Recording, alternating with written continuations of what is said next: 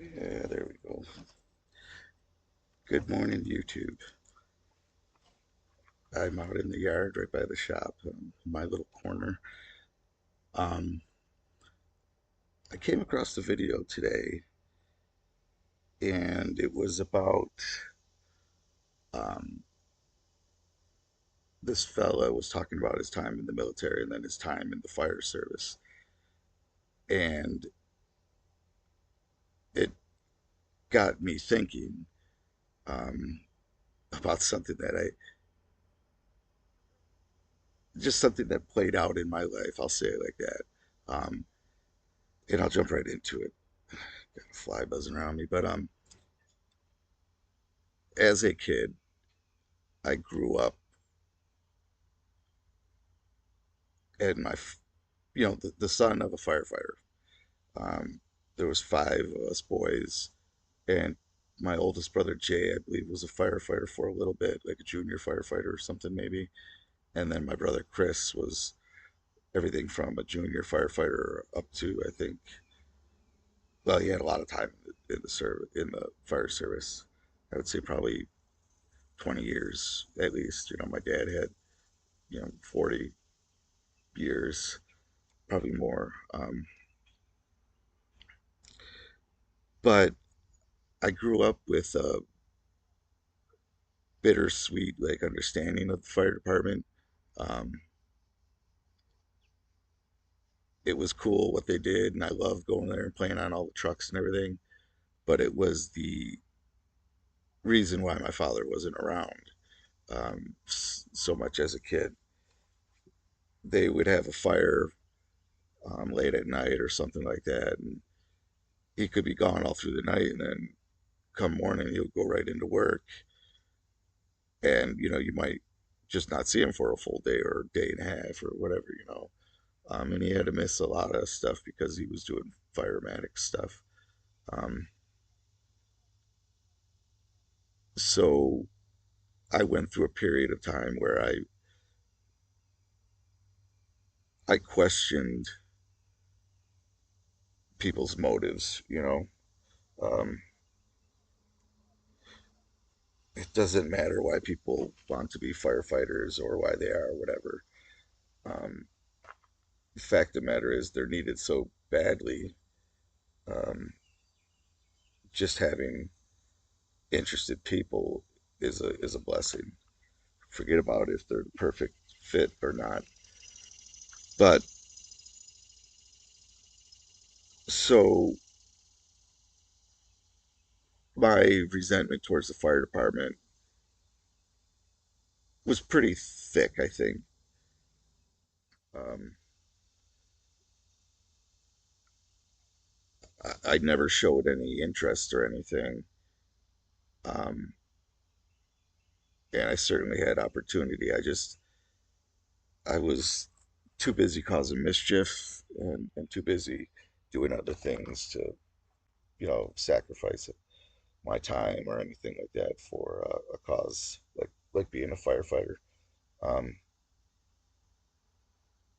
so, fast forward into my adult years. I guess I was around 40 or so, 7 years ago. Yeah, so about 40 years old. We moved to Maine, and one of the first people I meet is the town fire chief, and he was a real nice guy, and the department was real small, so it was clear they needed people. And I was at a point in my life where I was really trying to change, and I had understood the power of volunteering for things. Um, so that's what I did. I agreed to come in and go through all the basic training of it. And not only that, I went and got my basic EMT license as well. Um, and I was committed to being a useful member of that fire department, which was, like 10 of us. Um, and that was on a Sunday. I talked to the chief. The next Wednesday, I had made arrangements to meet him at his office and at the fire department and just go over some paperwork and things like that and start the process of signing up. And they had a really bad fire in town. Um, a farm house and barn started on fire, started in the barn. The wind carried it to the house. It then carried it across the road to another garage in a field, and it burned like 50 acres. And it was pretty, it was a pretty extensive operation. And by that, I mean they sent fire trucks from all around, um, some as far as like 30 minutes or so away. And as I sat there on the corner of the main drag in town, had one main intersection. And as I sat there on the corner watching these trucks go in, they most of the time only had just a driver. There was no crew.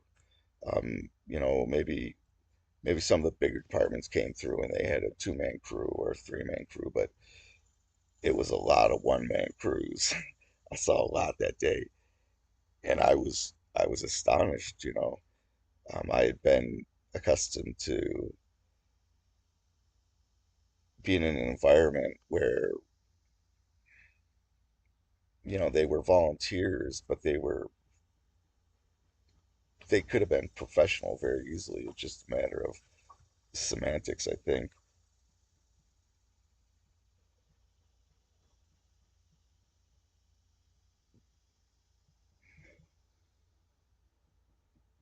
So,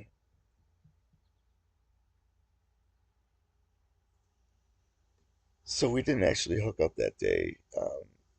He was obviously busy fighting a fire, and in the days afterwards, there was a lot of mop up. They had to keep on the the forest fire that started. They had to keep that down, and they had two buildings that essentially were just rubble pile, and they had to wet that down for a while till they could clean it up. But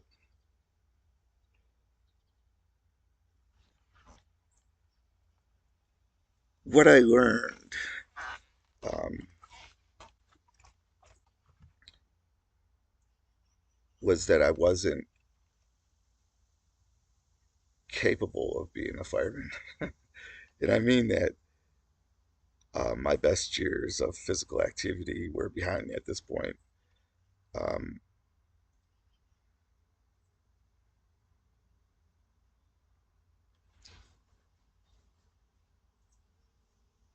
I had a very fragile mental state at the time. Didn't realize that in a few years I would have a serious mental breakdown of sorts. But at the time, I didn't realize it. And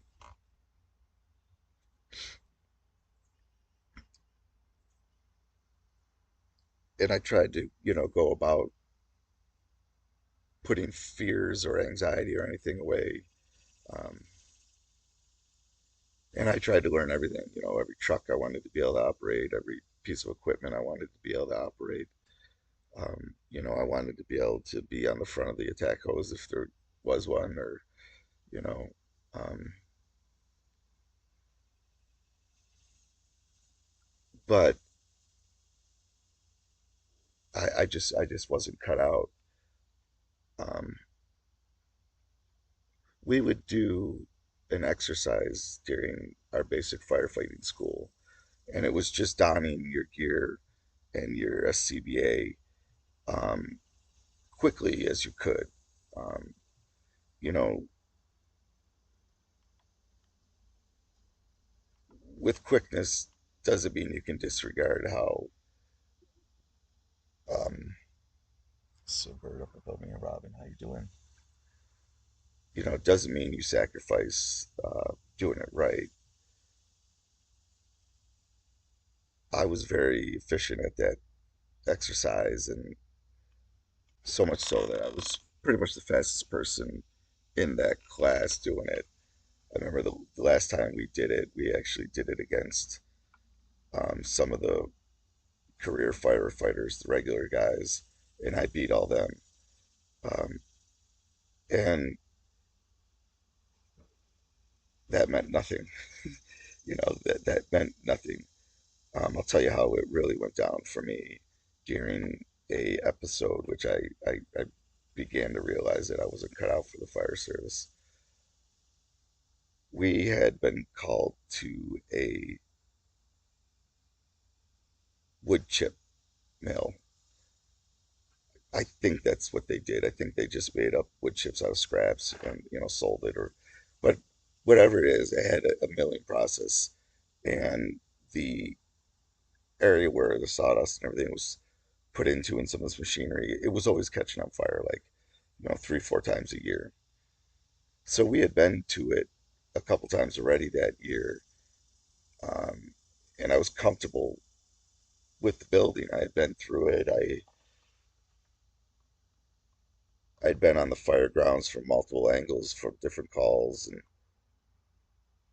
it would seem that I had a very good advantage and would fare well.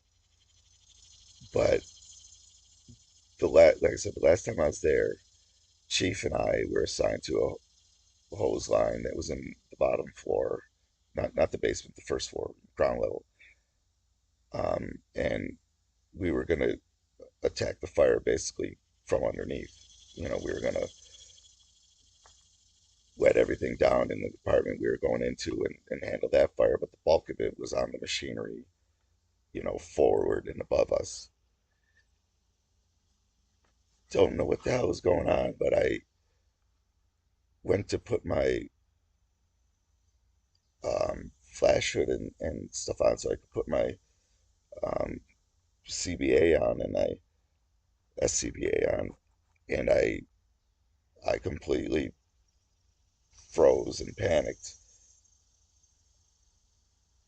and completely put it on wrong. Um, at one point during the process, I had to ask Chief to stop so I could get my gear squared away. And I was like, after that had happened, I was like, um, what the hell's going on? That's not cool. I forgot to say that I was taken back over to the ambulance because we did spend some time in there, and I was suffering a bit of uh,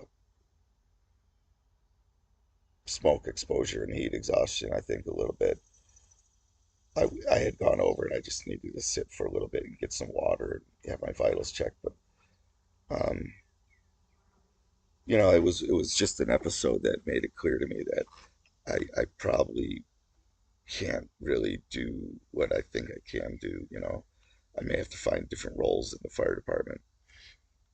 Um, in and to put it in perspective, our department was very small, and most of the people had daytime jobs that were out of town, and some just weren't committed to make every call. Um, but there was because I worked in town, I worked right next to the fire department in the town office. I basically was there for every call, and in one year, I think the first year, I made every call there was in the calendar for us. Um, and it became mentally exhausting, really, to me. We would get a page in the middle of the day, especially EMS pages. I hated get a call for EMS, and there's no one else in town but myself. Maybe one other guy, but he's not an EMT. Maybe he's just a retired guy that drives. Um, and that anxiety was tremendous. I always was prepared to get up and leave the house. I had a bag that was always packed with stuff in it. Um, I had the boots I wore were fire firematic, footwear. They were I forgot how they were rated, but they were rated really high for wildland fires. And um, when you did interior or when you did other stuff, you would be wearing your bunker gear, and these boots wouldn't be on. But I could do my EMS stuff in them and and the wildland firefighting stuff in them, and not have to change. Um, then I began wearing the pants, so I didn't have to change my pants before I went on the call or something like that. You're I was just constantly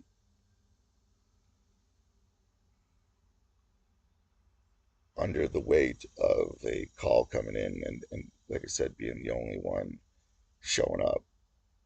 Um, it just was it just was how the situation was. Um, one of the last calls I went on was an EMS call, and it was for my neighbor. Um,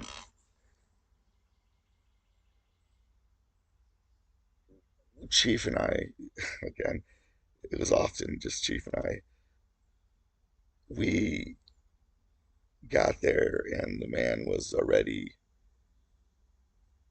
seizing and convulsing and losing vitals. His vitals were going in the direction of death.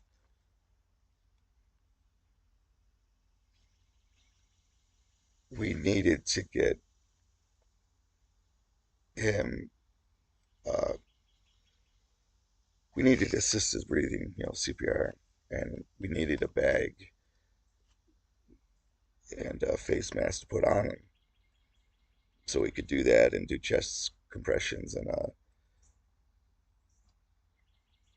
we had this new EMS bag, and I had it fully. I had gone through it several times and tested my knowledge on where things were, but it wasn't good enough to come to me clearly through this situation, and I struggled to find the stuff I needed. I was panicking again, and let me pause here. All right, sorry about that.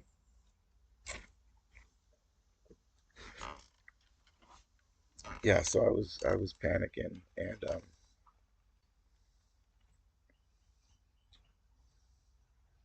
I don't think we had any hope of saving him. You know, um, he was gonna die. Ultimately, we did everything we could. We did CPR, we did get the mask on, and we even applied oxygen while we were pressing, and um, it's just that he was an old man, and these things happen. Um, but I got sick. Like we walked out of the house. I remember walking out the front door and just feeling sick, like I was just sick on my belly and everything like that. We get in the truck, and I said that to Chief. I'm like, I do not feel well, and we went back to the shop and or to the station, and then ultimately went our separate ways. But um,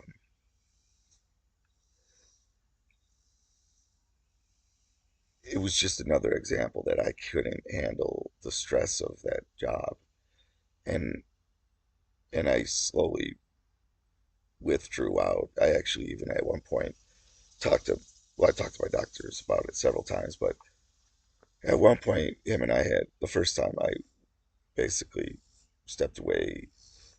He's like, is it too hard for you to tell your chief? I think that's what I was saying. I was saying I didn't want to tell my chief. I was like, he's gonna, he needs all the people he could get. I want to help out, blah, blah, blah, blah, blah. He's like, listen, I'm gonna write a letter to your chief, and because he cares about you and because I care about you, we're gonna stop your active work with the fire department. You can stay on whatever, but you can't do firematic stuff anymore. And I don't know if I even showed Chief that. I brought it with me, and I remember telling him because his son was there, Cody, and I remember just telling them outright, and it was what it was, but the whole experience was so eye-opening for me. Um, the dedication and the sacrifices are unmatched, I think, by really any other type of volunteering type of organization.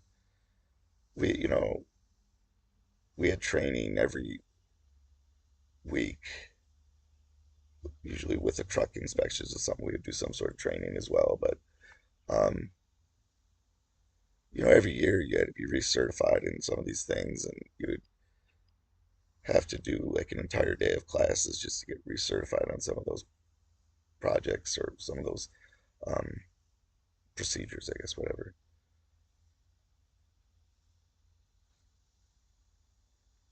Yeah, and you commit a ton of time. And I remember how at one time I was leaving and the kids were having something and I wasn't going to be there. And I was telling them, I was like, man, this is what you said you hated when you were a kid, that dad would always have to leave to go do fire stuff. And I was doing the exact same thing. So it was realization on a couple different levels. And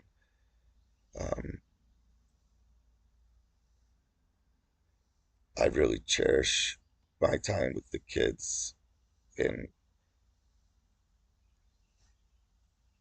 it was, that it was going to be addressed one way or another. But it's definitely it was definitely an eye opener. Like I said, I learned a lot.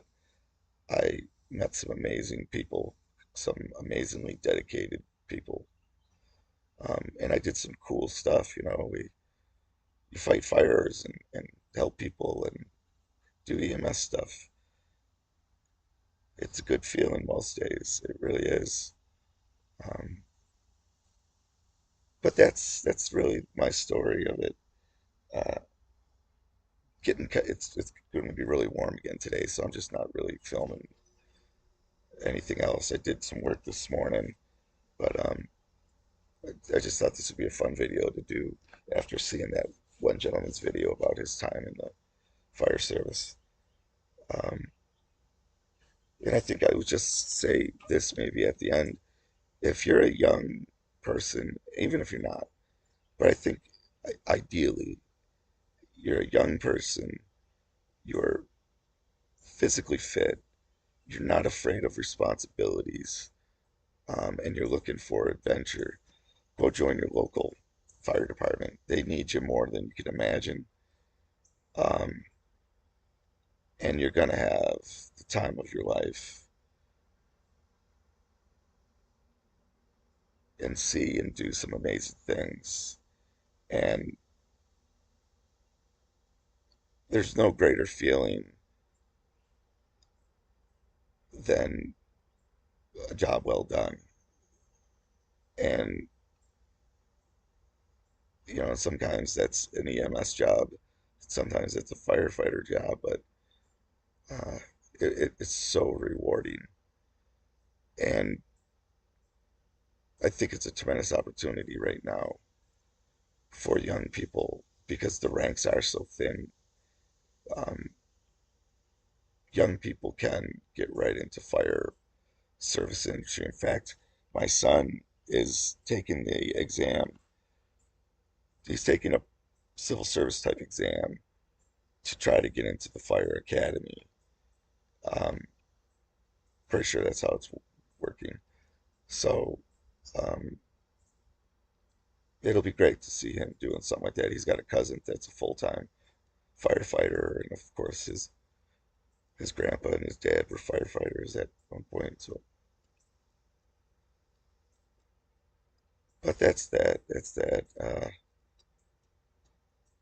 Such a rewarding time in my life, and even though I wasn't cut out for it, and my time was short, it was it was like I said, it was a such an awesome learning experience.